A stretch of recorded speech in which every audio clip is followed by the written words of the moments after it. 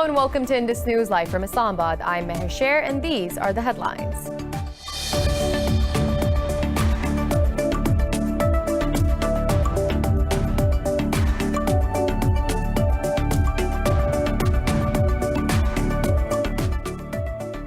Millions of Americans head to the polls in person, adding their ballots to the more than 99 million already cast by early voters. Donald Trump is seeking to avoid becoming the first incumbent president to lose a re-election fight since George H.W. Bush in 1992 national polls. National polls show Democratic candidate Joe Biden with a broad lead, but the race is close in key battleground states needed to win the presidency.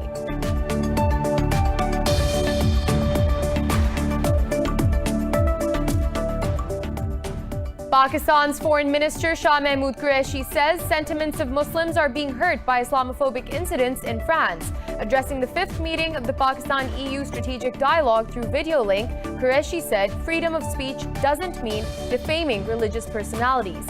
He said individual acts of violence in Europe should not be linked to any community.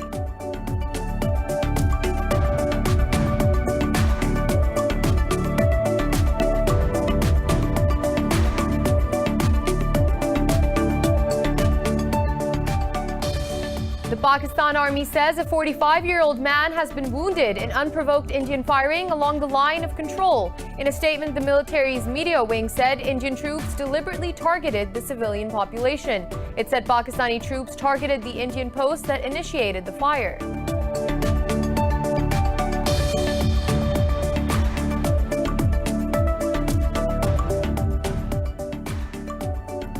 In Austria, 4 people have been killed and 15 wounded after gunmen opened fire at 6 different locations in Vienna. Interior Minister Karl Nehammer said an assailant had been killed and another is still at large. Austrian Chancellor Sebastian Kurz called it a repulsive terror attack.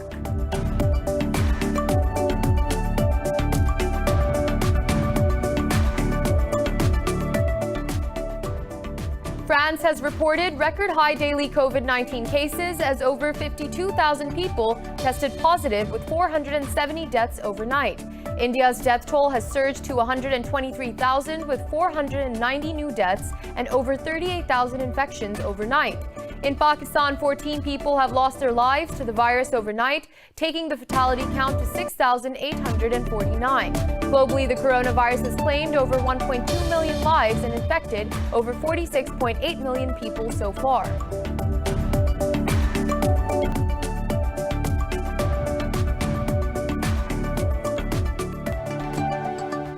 Well, those were the headlines. More news in detail after a short break. Stay with us.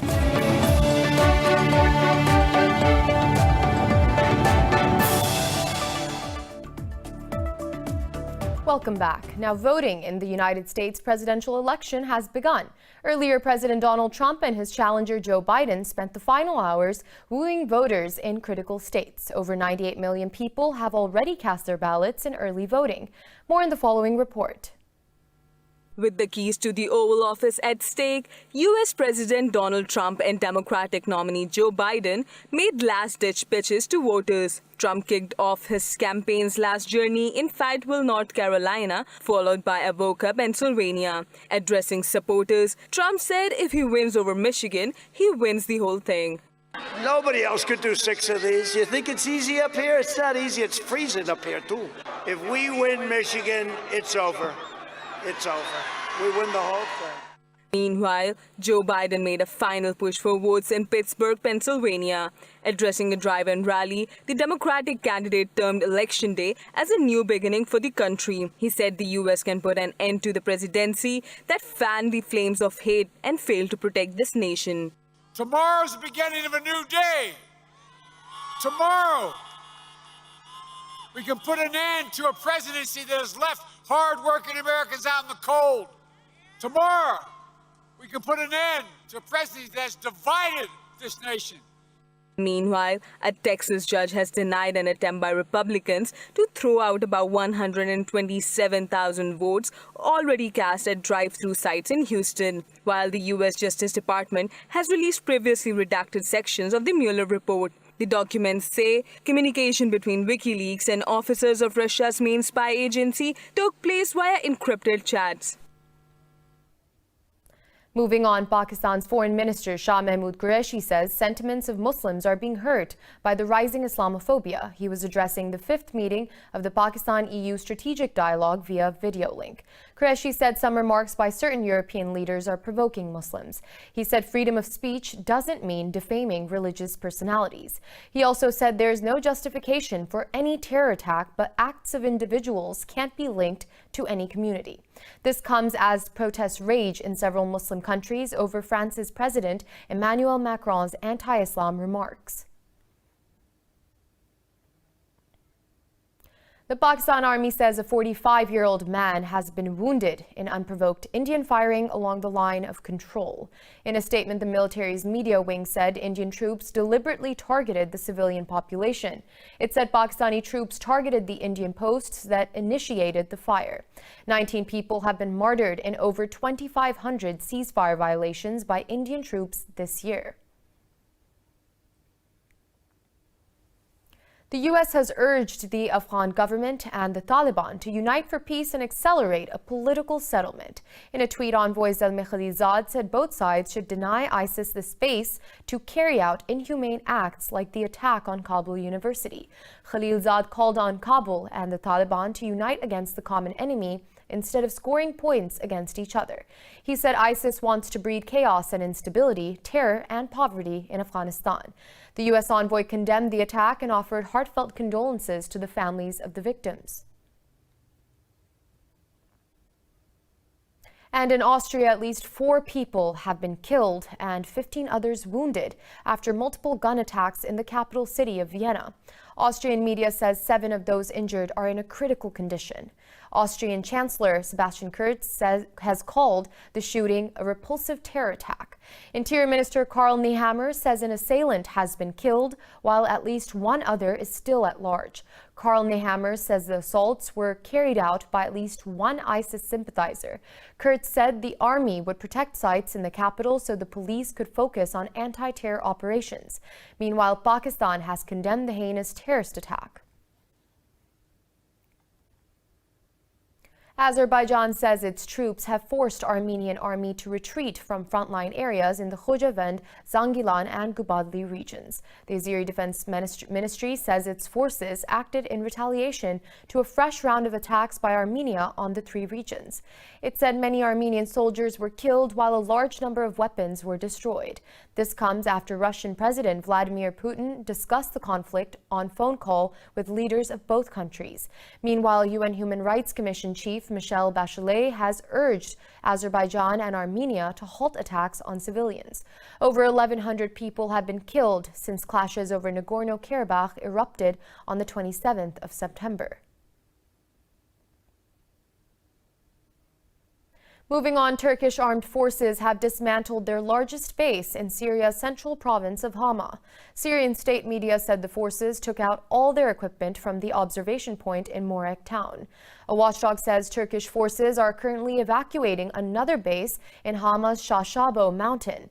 Turkey has several bases in Hama and Idlib provinces as part of pacts with Russia to observe a ceasefire between Syrian forces and rebels. The recent withdrawals are also part of an agreement between Russia and Turkey. Moving on, the UN says military leaders from Libya's warring sides have arrived in the town of Ghadames for face-to-face talks. The 5th round of talks has come less than 2 weeks after the sides inked a permanent ceasefire in Geneva on the 23rd of October. The UN mission in Libya says the meetings will discuss implementing and monitoring the ceasefire. It said the 2 sides will also chalk out a strategy for verifying possible violations. The October deal included the return of armed groups and the expulsion of foreign mercenaries within 3 months. The latest negotiations have come ahead of Libyan political talks scheduled for the 9th of this month, aimed at discussing possible elections. And Israel says more Arab states are set to sign the normalization deals with Tel Aviv. In an interview, Israeli intelligence minister Eli Cohen said Saudi Arabia, Oman, Qatar, Morocco and Niger are on Israel's agenda. Cohen said these states will establish relations with Israel under a regional rapprochement launched by U.S. President Donald Trump. He said if the Trump policy continues after today's U.S. presidential elections, Israel will be able to reach more than 5 agreements. But, Cohen said, implementing further normalization deals will depend on the next U.S. president displaying continued resolve against Iran. Will be a president who does not show resolve vis-a-vis Iran, then what will happen is that they will take their time, will not rush, will not choose a side, and therefore, like I said, if the policy of the next US president will be a continuation of the current policy, it will be able to lead to more peace agreements. A concessionary policy will get the peace deal stuck. Israel has recently established diplomatic ties with the UAE, Bahrain, and Sudan under Trump's Deal of the Century initiative. And moving on, France says its forces have killed more than 50 militants aligned to al-Qaeda in airstrikes in central Mali. French Defense Minister Florence Parly says the offensive took place on Friday near the borders of Burkina Faso and Niger. At a news conference, Parly said the operation has dealt a significant blow to the terrorist organization al-Qaeda. She said the offensive was launched after a drone detected a large motorcycle caravan in the border region of Burkina Faso and Niger. French military spokesman Colonel Frédéric Barbry said 4 terrorists, along with ammunition, suicide vests, have been captured. France has deployed more than 5,000 troops in the Sahel region to combat insurgents. And French Interior Minister Gérald Darmanin will visit Tunisia and Algeria later this week to discuss security matters with his counterparts. Concerns over security and immigration have increased in France after a fatal knife attack at a church in Nice last week. France's chief anti-terrorism prosecutor has said the man suspected of carrying out the Nice attack was a Tunisian. France is on the edge amid a wave of attacks after the republication of blasphemous cartoons. A suspect was initially detained but was released on Sunday after investigators found no evidence he was connected to the shooting. Prosecutors have not yet referred the case to anti-terror colleagues. And moving on to Ethiopia, gunmen have killed 32 people and torched more than 20 houses in a raid in the Oromia region. A regional official says the killings were carried out by an armed group called OLF Shane in Oromia's western Walega zone. The regional administrator said more than 700 people were also displaced from the area. Earlier, the OLF Shane group split from the Oromo Liberation Front. The latter spent years in exile but was allowed to return to Ethiopia after Prime Minister Abiy Ahmed took office in 2018. The Ethiopian Human Rights Commission said the attack targeted people from the ethnic Amharic group. And Ivory Coast President Alassane Ouattara has won a 3rd term in office with 94.27% of the vote. The October 31st election was marred by violence and boycotted by opposition voters. The Election Commission said the final voter turnout was 53.9%, but the opposition claimed that only 10% of Ivorians took part. It has rejected the outcome, saying Ouattara used illegal ways to hold on to power for the 3rd time. The opposition candidates also announced the creation of a transitional council. The results must still be validated by the country's constitutional council. Clashes surrounding the vote have claimed at least 35 lives in the West African country.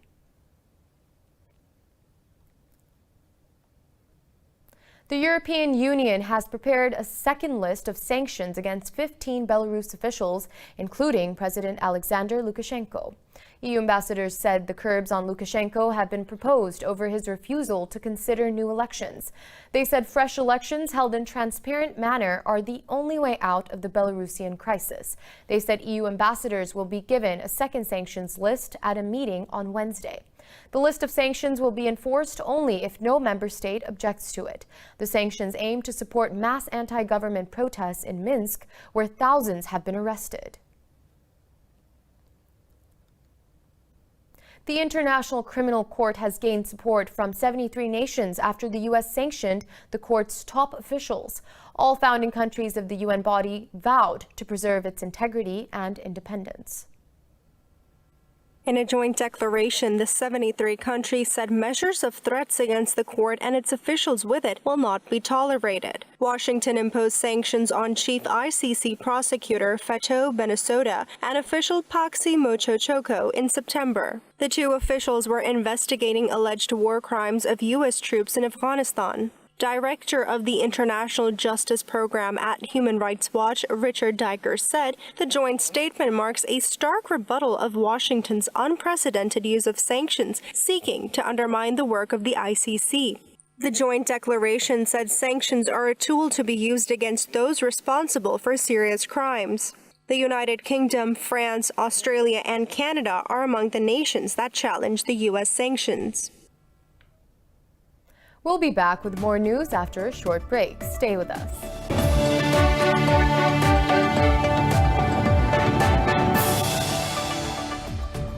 Welcome back. And now France has reported record daily COVID-19 cases as more than 52,000 people tested positive overnight. Globally, the virus has claimed 1.2 million lives and infected more than 46.8 million people. More in the following report. COVID-19 cases are spiraling out of control across the world, prompting anger and frustration over the re-imposition of restrictions. Cases in some countries in Europe and North America continue to spike. But the World Health Organization says it is not too late for the world to come together to fight the virus. I think one of the challenges that we're seeing across North America and across Europe is that the increases in cases, the increases in hospitalization, the increases in ICU are happening at the same time. In the spring, there was some staggering of this increase, but it's happening in many countries at the same time, where many systems are becoming overwhelmed at the same time. Meanwhile, healthcare systems across Europe are on the verge of overcapacity. Experts believe Germany's hospitals can reach a breaking point in December, while this level in France and Switzerland might crack by mid-November. With the world's highest number of COVID-19 cases per capita, Belgium can hit its limit by the end of this week. The Belgian Ministry of Defense has agreed to organize within our institution a COVID-19 unit which will have a capacity of 26 beds and which will take care of the patients who have been transferred to us by all the hospitals in Liège province. Over in Asia, India has recorded 490 new deaths, with the tally crossing 122,000 and over 8.2 million infections, while the Indian healthcare workers on the front line of the pandemic are protesting once again. Japan's largest airport has opened a COVID-19 testing facility to reopen international travel halted by the pandemic. Meanwhile, the Chinese mainland reported 49 new infections overnight. And moving on to the situation in Pakistan, 14 people have died while over 1,100 people tested positive for COVID-19 in the past 24 hours. The country's death toll has risen to 6,849 with over 336,000 cases. The health ministry said there are nearly 14,000 active COVID-19 cases in the country. It said out of over 335,000 countrywide cases, more than 315,000 have recovered so far. The ministry said over 146,000 cases have been detected in the Sindh province. Meanwhile, Punjab has reported over 104,000 cases. In the capital city of Islamabad, more than 20,000 have tested positive for the disease so far. And moving on to Turkey, a 4-year-old girl has been pulled out of the rubble alive 91 hours after a powerful earthquake struck. Ayla Gazgen is the 107th survivor to be rescued in the Aegean in Izmir province. Authorities say the death toll from last week's 7-magnitude quake has risen to 105. The Disaster and Emergency Management Authority says 144 victims are still under treatment, while 883 have been discharged from hospitals. More than 1,400 aftershocks, 44 of them with a magnitude higher than 4, have been recorded. Earlier, Greek authorities said 2 teenagers also died on the Greek island of Samos. And in the Netherlands, an elevated tram ran off track in Rotterdam and nearly plunged 10 meters down off the end of a pier. But it was saved by a statue of a whale's tail. No one was injured in the accident. The conductor emerged shocked but unharmed, and there were no passengers on the tram. Coincidentally, the statue is called "Saved by a Whale's Tail." Several social media users called to leave the tram as a permanent addition to the artwork. Rotterdam Metro and local officials said it would not be safe to use the tram platform in its current state.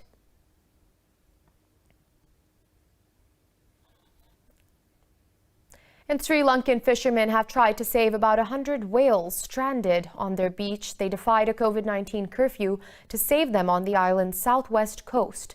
Fishermen waded into the breaking surf to push the small whales back to the sea at the Panadura beach. Later, officials from the Coast Guard and Navy also arrived to help fishermen in rescue operation. The phenomenon of whales getting stranded in shallow water remains largely a mystery to scientists. In September, several hundred whales died in the shallows off the coast of Australia. It was the biggest stranding on record and one of the largest in the world. Moving on, Hurricane Ida has intensified to Category 4 and is expected to bring life-threatening winds to Nicaragua and Honduras. The storm is expected to make landfall in Nicaragua today. The U.S. National Hurricane Center has warned that Ida may become a Category 5 hurricane before it makes landfall.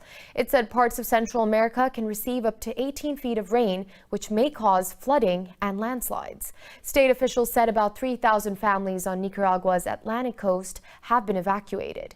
Ida is the 28th named tropical storm of the 2020 Atlantic hurricane season, tying an all-time record set in 2005.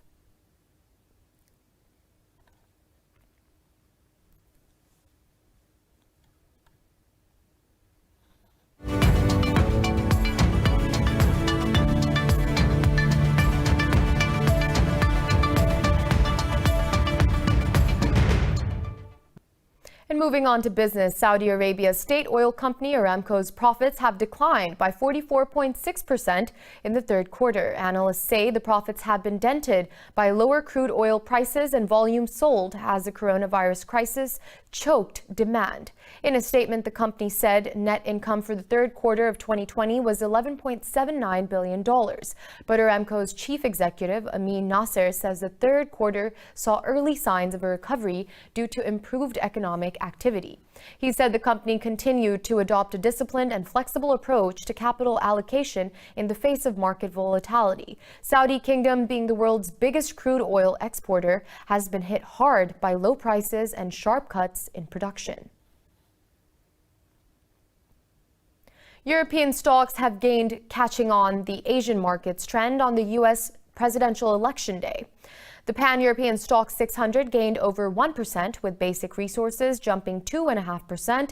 London's FTSE 100 has climbed over 1%. Italy's FTSE MIB and the CAC 40 in Paris have added nearly 1.5%, while Frankfurt's DAX has gained over 1.5%. Earlier, all Asian stocks gained more than 1%.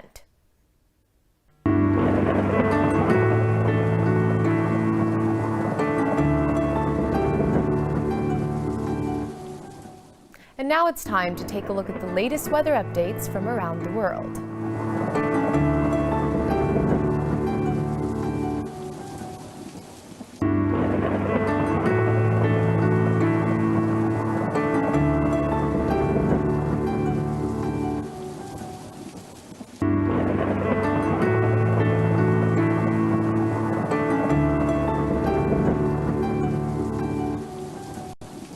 For the latest updates, you can follow us on social media at indus.news.